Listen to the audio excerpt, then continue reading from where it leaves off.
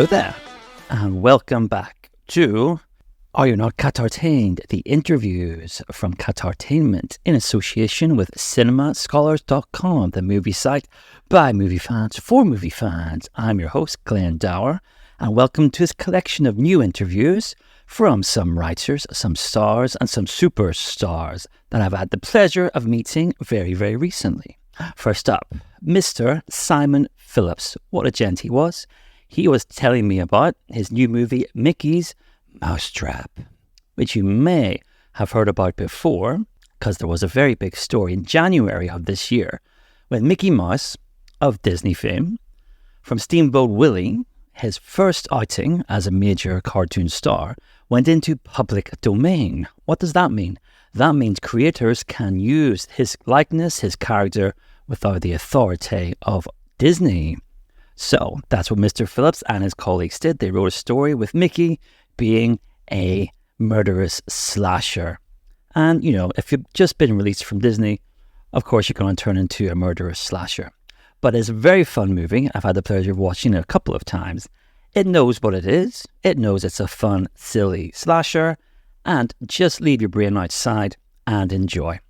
And I enjoyed very much talking to Mr. Phillips about the movie, how it was crafted, his cast, and also his career.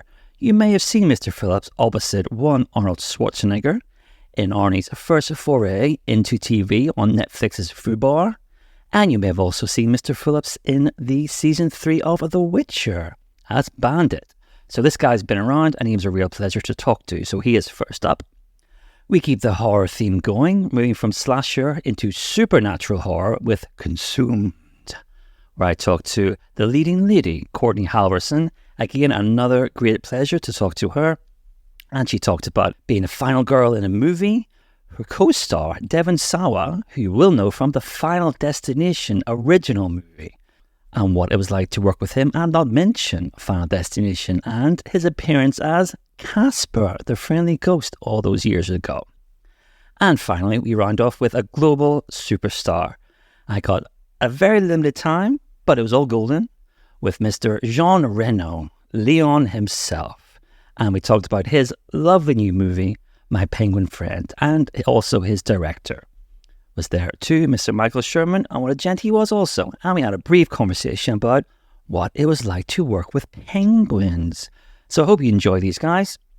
So first up will be Mr. Phillips, then Miss Halverson, and then Miss Jean Reno.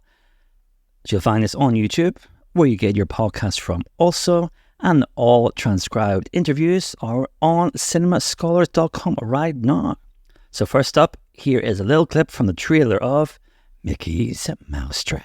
Put the phone down! Put the phone down, please! I always like to do that. Turn around, please, Jake!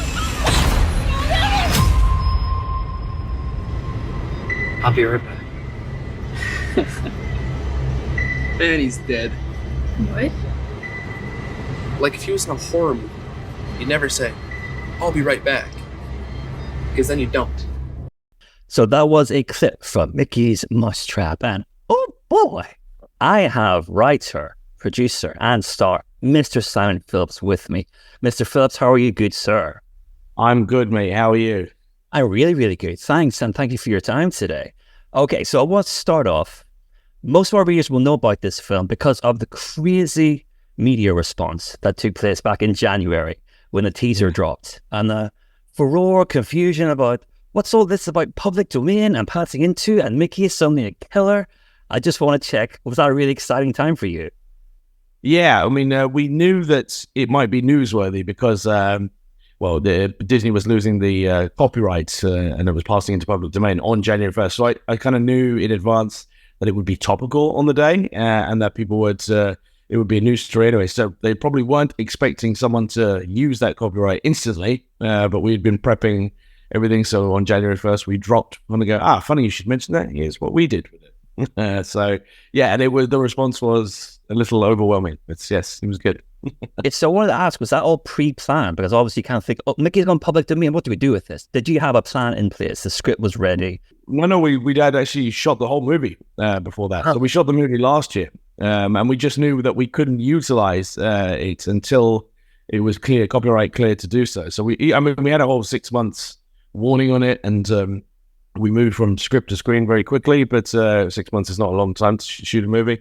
But we do that, and we knew we couldn't tell anybody about it or do anything with it until January 1st, 2024. So it was all quite well planned, but I mean, we couldn't predict the response. So, And now the movie is coming to us on video on demand and also DVD and Blu-ray, things like that. So it's really exciting time for you, obviously. So you're the writer as well, Simon. Some really cool kills in there. And you go for the Columbo way of doing things instead of the Scooby-Doo, because we know the killer from the off and we see the journey. Yeah. Was that the all? first time we've been compared to Columbo? So good stuff, Glen. I love Columbo.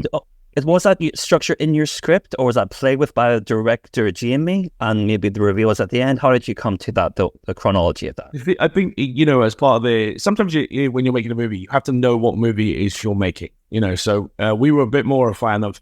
actually, what we're more a fan of is slasher movies. So slasher movies, you're sort of aware of what the killer is right from the outset. Sometimes in the slasher movies, you get a bit more detail about why they're doing what they're doing. But there are a bunch of 90s slashers, but you never got that detail.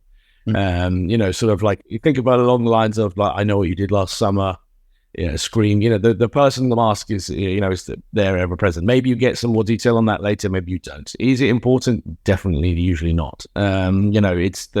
It's the threat and how the people being threatened respond to it. So, I mean, that's, we've done mask-based horror films before, so we kind of know the formula to play with and what works. It's a bit like Jaws. You shouldn't see the shark too often. It's little bits. Really what you're watching is the relationship between the other kids, the teens, as it were, on this one. So yeah, I mean, that's in script-wise and structure-wise, that's an important... knowing it's sort of reverse engineering for us, Glenn. We know what we're making and we work backwards. So you go, well, this is the type of movie we're making. And that's, and then you just have as much fun as you can with that. Obviously, the script itself, there are references, like it knows it's a slasher movie, and the two idiot detectives, shall we call them, reference that. It's like, we're a slasher here, dude. It's like, yes, you are. Okay. But you have a really interesting final girl, if you like. And I really enjoyed her performance. So as Mackenzie Mills as Rebecca. Yes.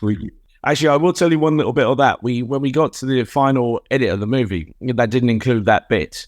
So with the idiot, the sort of two idiot detectives, as it were, sort of trying to... And we used it as more of a narration, like a storytelling device, to slow the pace of the movie down. Because it happened originally all in one night, and the audience needed a bit of break sometimes from what's going on. So we added that bit of the story later. And Mackenzie had kind of naturally rose to the top in the cast as somebody interesting. And we thought, without giving any spoilers away, that Mackenzie might make an interesting ally to Mickey, sort of maybe in future. She also is an unreliable narrator. Absolutely. So she could be the Minnie next time, who knows? Is that what you're planning? Did you have ideas being sown as you were writing, going, I'll save this for next time, maybe? I couldn't possibly say that right now. Yeah, but that is an interesting idea that you came up independently, Glenn. We should look at that, should we not? Yeah. And I think, I'm a big Donald guy, I would love to see Donald just rampage. Well, who's on the edge, any of that guy? Listen, there's a whole load of characters coming into public domain over the next, I'm sure you know this, in the next few years. I mean, even Superman comes into public domain in 2034. It's not that far away. We have a Cinderella one, we have a Bambi one coming up. Well, could we see an Avengers-style team-up of all these mass-murdering beloved characters? Now you're speaking to Jamie Bailey's heart here. Jamie Bailey would like to, in a proposed sequels, to open that world up just a little wider, like in a multiverse-type fashion. So definitely something interesting. Yeah, people are often wanting to go, well, wouldn't that be crazy? And you're like, well, aren't all these things a little crazy? They're just like, I call them like popcorn films. They're a pretty ridiculous idea. They're not to be taken too seriously. You just have fun with them. Sort of. That's what it's all about. Yeah, of course, Jamie, your director, has said it's a ridiculous idea, but have fun with it because we did. And of course you do. Yeah. Okay, just want to talk about, have you, Simon, your career as well, of course. So you're from Galway originally. But that's right. Where are you from, Glenn? I'm detecting an accent there. Yeah, I'm from Belfast myself. So I was going to open with What About You, Big Lad? But I know you've lost your accent. So I went with Mickey Mouse instead.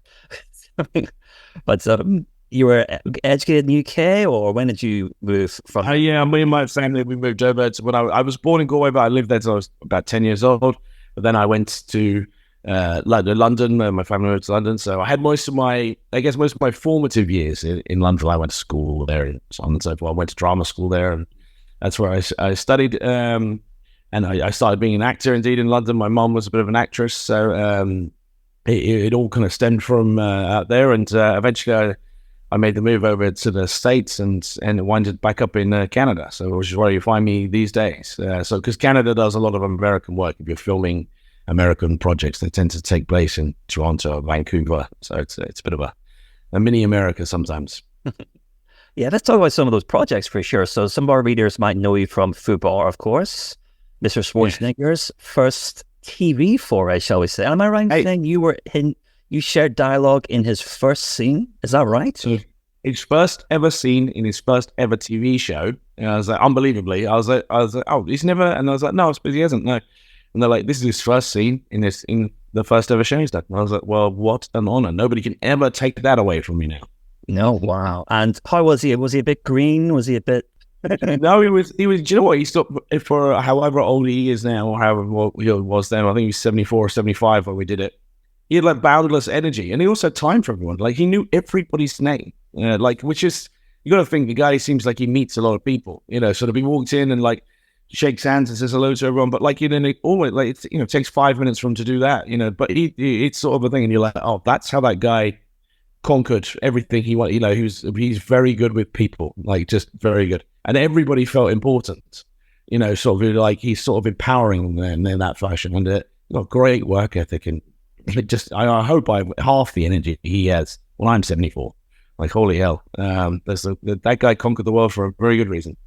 I was going to say, did he have a stogie assistant off camera and have it one ready for him, but he just sounds like come in, do the work, bro. Did you get to call him on? No, he was never far away from a cigar for sure. But he was very personable and chatty, and sort of he was just absolutely lovely, but very good. He knew what he was doing. He was very calm about it, very sure about it, sort of. He wasn't. Yeah, his game isn't to make other people feel intimidated. He views it as a collaborative sort of team effort. But really, you all know you're here for him. Sort of. But he doesn't have that attitude, which makes the world a difference. Because I've been around other people that don't share that wonderful ethos. Okay, was that possibly another member of the Expendables cast? I can't talk about that. Okay. Yes, but I'm maybe. Okay, let's go on another project. So another project of yours our readers might know, The Witcher, Season 3. Wow, you played Bandit. Now, yes, that's a cool name. It was great to do that way. It just called and I was like, absolutely, yes, I'd love to do that. Just to be in the Witcher universe, like some of these things are like, it's just really, really epic if you could be involved in that. Just for you get a little piece of history that belongs to you, a little piece of pop culture. So that was a real easy one, real fun. Again, that's filmed out in London, so I had to fly back to do that. Interesting story there. Then I actually filmed my episode of The Witcher and my episode of Fubar in the same week. Get out. Yeah, it was just, I don't know how, and they were like, I had to fly between, Fubar was filmed in Toronto, and The Witcher is filmed in London.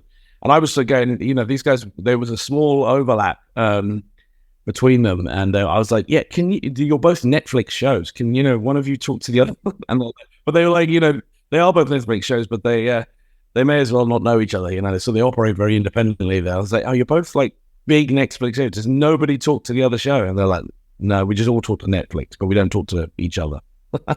So I nearly wasn't able to do Fubar because I was still on The Witcher, but then they let me go. So there you go. Okay. And what have you got coming up then, Mr. Phelps? What can we expect to see you in next? Apart from this, The Mousetrap, which comes out August 6th on Monday. I'm not sure when this is dropping. It's either coming or it's already out. We're working on a few different things. We have our de-influencer films, which is, we've got 2 sequels to our movie of last year. Again, it's about a guy who wears a mask going around scaring people, but he's a very anti-social media guy. So he makes social media influencers jump through a series of hoops for their life, a bit Saw-esque. So that one's there. We've got two of those films. We shot 2 sequels back to back. That's coming out later this year. And What Lurks Beneath, a bit more of a horror movie on a submarine, about a small crew on a submarine. And they pick up a stowaway, and the stowaway is not all she seems to be. All she seems twist. Head. Nice. Sort of, naked, beautiful girl turns up on a submarine. People wonder why, how she got there, and what she's doing. And, probably not allowed to say what she is. Oh, we are allowed to say what she is. She's a mermaid. Traditional calling of the mermaid. Oh, I like the sound of that. Okay. Yeah, so there's a lot coming up there. So I'm looking forward to it. That's awesome. Well, Mr. Phelps, it's been an absolute pleasure, sir. Thank you so much for your time, and best luck release of Mickey's Mousetrap. It's so much fun, great kills, and a lot of fun. Just watch it. And there you have it, folks. So Mickey's Mousetrap is now available on all VOD platforms. And now over to Ms. Halverson to talk about Consumed, which is now open in select theatres and is also available on demand. Check it out. You're not trapped out here, are you? You're hunting this thing? You want it? Come get it! Courtney Halverson, how are you, ma'am? Hi, I'm good. How about you? I'm grand. Thank you very much. So we're talking Consumed. And you play Beth. Whoa. She's a tough cookie, huh? Yeah, I think that's pretty accurate way to describe her. So you play the final girl, so to speak, almost by default because you're the female in the cast. Yeah.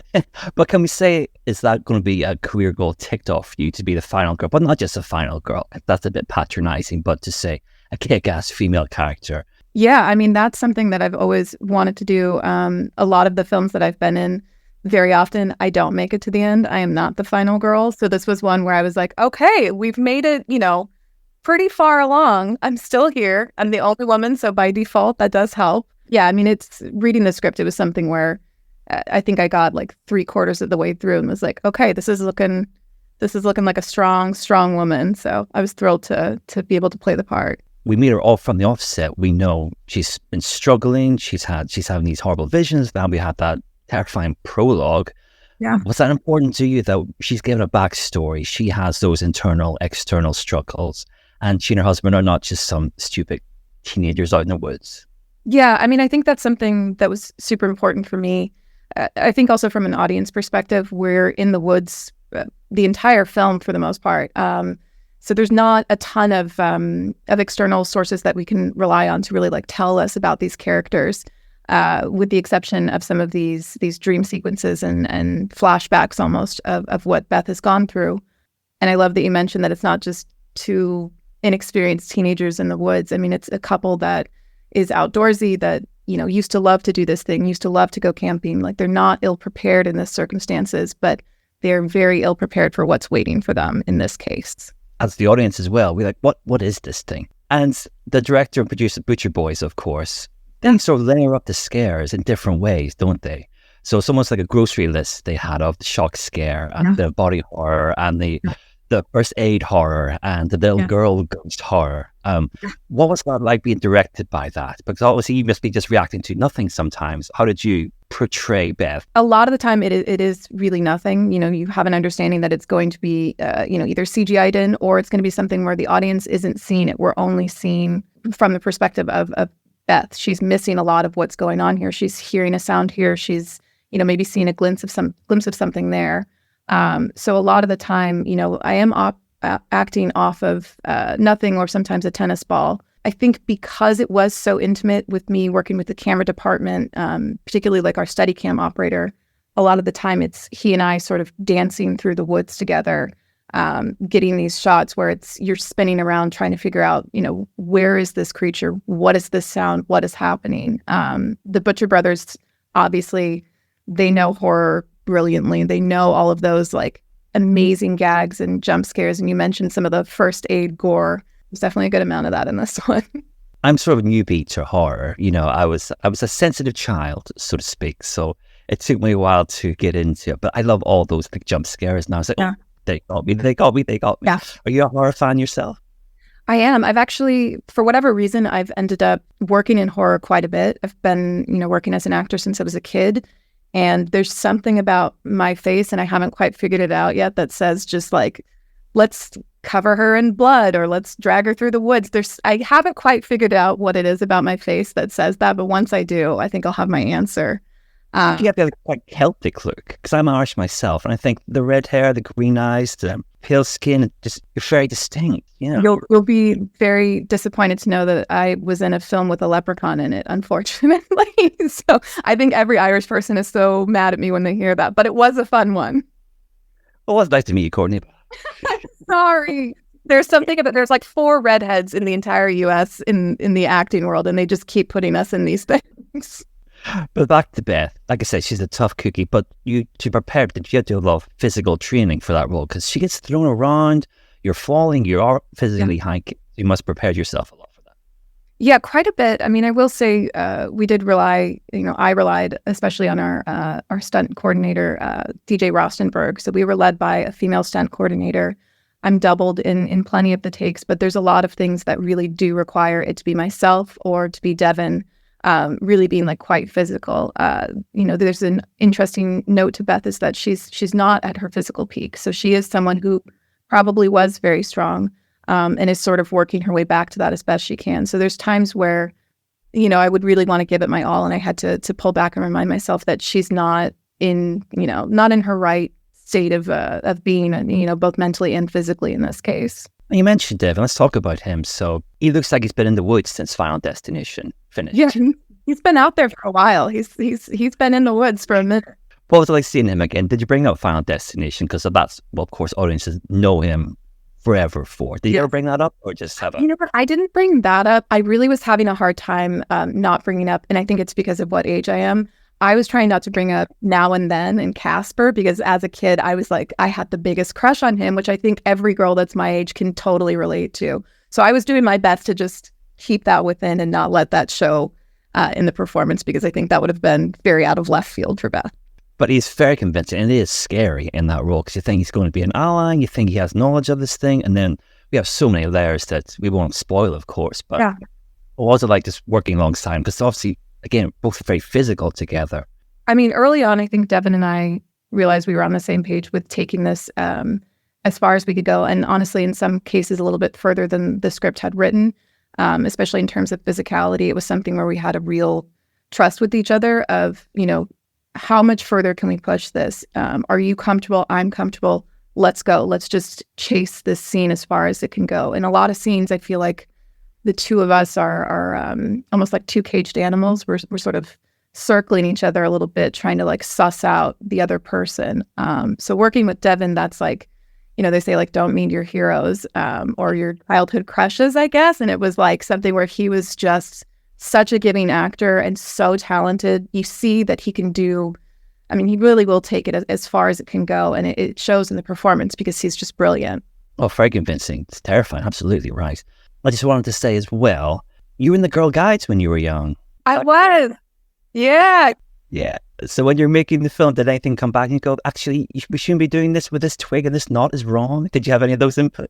Yeah. Oh, I'm actually really glad you brought this up. There was something with the, I won't give it away, but there's something with an injury, and there's, some first aid moments. And I was remembering all of like the first aid courses they make you go through as a Girl Scout. So I was remembering, for a compound fracture, do this. And it's, I'd seen like fake versions of this when I was a kid where they let you like practice on someone with like, ketchup on their leg.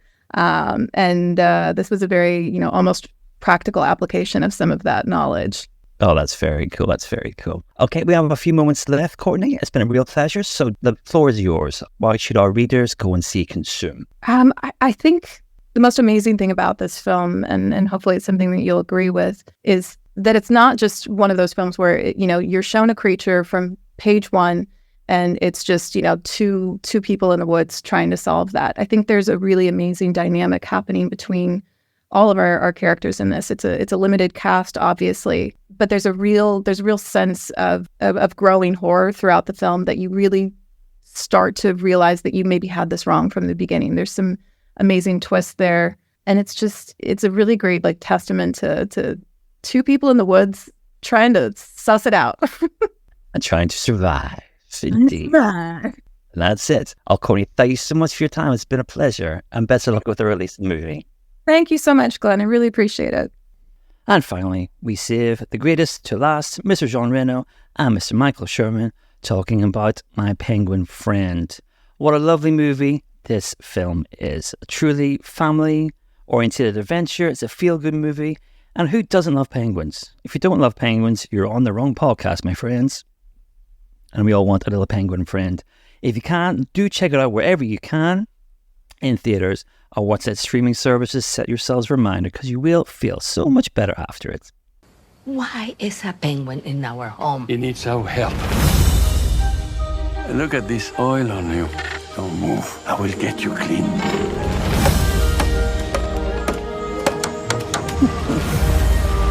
It's a penguin. His name should be Ding Ding. Thank you. Hey, Glen. How are you doing? So, Mr. Sherman, I'll start with you. Thankfully, you insisted on real penguins as much as possible in the film. Was that derived from your confidence from your documentary filmmaking career? Yeah, I think from that I wanted to be as authentic as possible.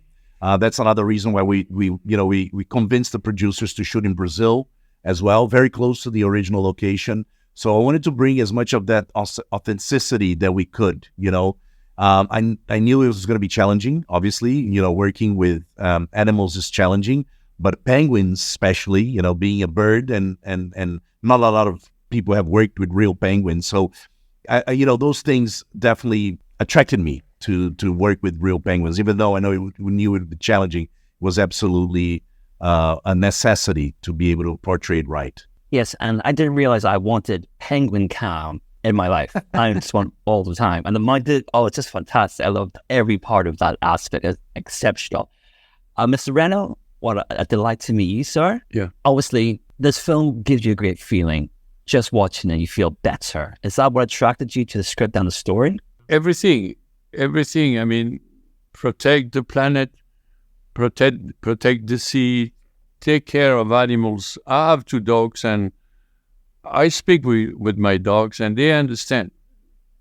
I don't give orders. I try to chair their Australian Shepherd, and they're very intelligent. And I mean, we have a planet, and we have to protect that planet and to give that planet, if it's possible, in good shape to our kids. And movies like that helps, saying that I discovered a penguin. For me, a penguin was romantic, was in a movie, was a bird. No, he has a spirit. He can communicate with me. I can work with him. And the story of the movie is a true story. They had a relationship for 8 years. The penguin came back and came back again, which is amazing. There's a little magic in there. But all those things put together, and to spend 2 months in Brazil is not a bad thing, by the sea. Great work if you can get it, for sure. Yeah. So you had 10 penguins to create Dim Dim, Yeah. which is amazing. How did you both approach the penguins to begin with? Did they have different characters for different scenes? How did you approach them each morning? Yeah, the first thing we did, and which was a total surprise when I met Gabelli, who was our penguin whisperer or trainer. He looks like Gandalf, it's quite a character. And he told me in the first meeting, he said, we're going to do a cast of penguins. And I said, no, but we only need one. We're going to work with one. He goes, no. We need a cast of penguins because each penguin does a different scene because they have different personalities. And I was like, what? Penguins have personalities? What do you mean? They all look the same. And he goes, no, they are very different. Some of them are, more nervous. They like to walk around. The other ones are very chill. They're very, those are the ones that you want near, the actors to interact. And then there are other ones that are curious. So he cast those penguins and said, this one is for this one is for that. And so it was quite amazing to see the process of working with them, understanding them, and understanding their time. I don't know if you know this, but penguins only work until 3 p.m. That we have a cutout time. And I said, well, what a great union, right? The penguins have. And they said, no. The reason they do that is because they're morning animals. They go out swimming in the morning and they come back, and that's their instinct. By midday, they come back to land, and by the afternoon, they're not doing anything. So we had, everybody watching the clock because we had to prioritize the penguins until 3 p.m. After 3 p.m., no penguins could come to set, and they were all, relaxing by their pool, literally. So it was really interesting, the process that we had to go through to understand where and how, to work with penguin. And it was beautiful to see Jean working with the penguins, because he had, 3 weeks to get used to it. Well, it was a great experience watching the film, and a great experience meeting you both. Good luck with the release, guys. Thank you so much for your time, gentlemen. Thank you. Thank you. And that's it for Are You Not Qatartained? The Interviews, Volume 2 with me, Glen Dower. I hope you had a good time. Please follow, please like, please subscribe, please leave a comment, all those lovely things, a thumbs up, a tick, whatever you gotta do. It's all massively helpful for the channel and for all of us here at Qatartainment. I hope you've been Qatartained, and I'll see you for Volume 3.